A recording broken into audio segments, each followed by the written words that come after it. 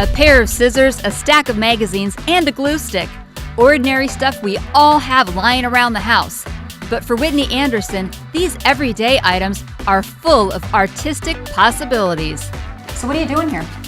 I am making a mouth, as you can see. I started doing lips about like a month ago and have a little collection going. She spends hours snipping these glossy pages into small squares, creating a paper palette of thousands of colors for making collages like these. Okay, so what are the steps that you do with these? So obviously I drew out the picture. I'm gluing all the different squares together. And you're just using like a glue stick, basically. This is my magic, yeah. So after that, to seal it, like when the picture is done, I use Mod Podge. And it's basically, I get these big jugs. Oh my gosh. A good amount. Nervous. I know. Oh my gosh. It's kind of scared me too the first time I did it. Creating these pieces of art is quite a process, each one taking between 50 to 60 hours. Whitney learned her craft in college.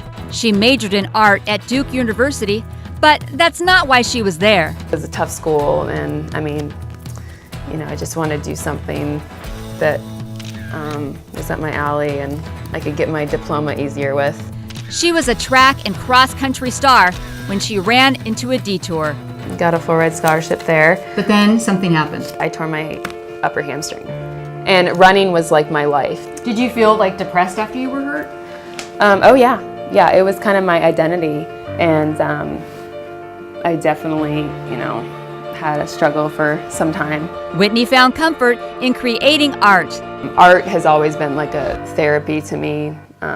It's always kind of like been there as like almost a friend. Already accomplished at drawing and painting, she discovered her passion for making collages by accident. And I didn't have my paints with me. And it's like, well, there's a big stack of magazines over here and some paper, and I put two and two together, and I thought, oh, I'm gonna try something new. So I have a large series of horse collages, orcas, they're my favorite sea animal, some pink elephants thrown in there. I just started doing all these portraits. I've done like a huge portrait of Cindy Crawford, Derek Jeter, Michael Jordan. So what is this? So this is Debbie Harry, AKA Blondie, okay, famous singer. Oh my gosh, I must have used like 50 pages of hair ads for this. It's amazing. And then for her face, I used a whole bunch of skin ads. So it's She's just different. So cool. For Whitney, creating these paper mosaics is a metaphor for life.